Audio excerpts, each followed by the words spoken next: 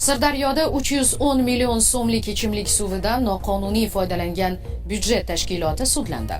Ya'ni, viloyatning Guliston shahrida faoliyat yuritayotgan byudjet tashkiloti binosida suv hisoblagichi nosoz holatda bo'lsa ham, tegishli tartibda Sirdaryo suv ta'minotiga xabar bermasdan foydalanib kelingan.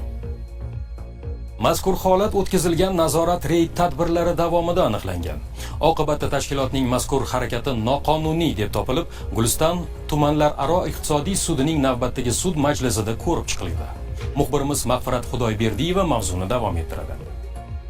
Sirdaryo suv ta'minot aksiyadorlik jamiyati Guliston shahar bo'limi mutaxassislari tomonidan navbatdagi o'rganish jarayoni vaqtida ikkinchi guruh byudjet tashkiloti tomonidan ichimlik suvga diametri 40 mm li ichimlik suv tarmog'iga suv hisoblash stansiyasi o'rnatib, lekin suv hisoblash ko'rsatkichlari hisoblanmayotganligi aniqlandi. Keltirilgan zarar 310 million 99 ming 440 so'm deb aniqlanib, bu bo'yicha iqtisodiy sudga da'vo ariza bilan chiqdik.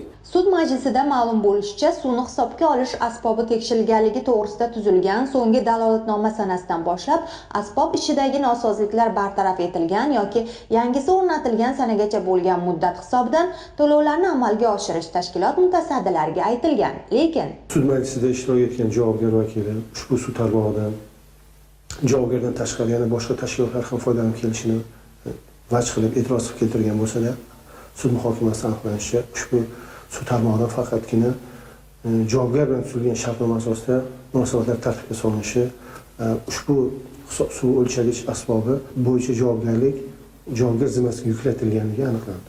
Shu tariqa ichimlik suvidan qarzdorlik masalasiga sud majlisida nuqta qo'yiladigan bo'ldi. Ya'ni sud mazkur holatlarni inobatga olib O'zbekiston Respublikasi Fuqarolik kodeksining 236-moddasi, Iqtisodiy protsessual kodeksining tegishli moddalariga asoslanib, javobgar hisobidan da'vogar foydasiga 310 million so'm zarar va oldindan to'lab chiqilgan 6 million 200 ming so'm sud xarajatlarini undirish to'g'risida qaror qabul qildi.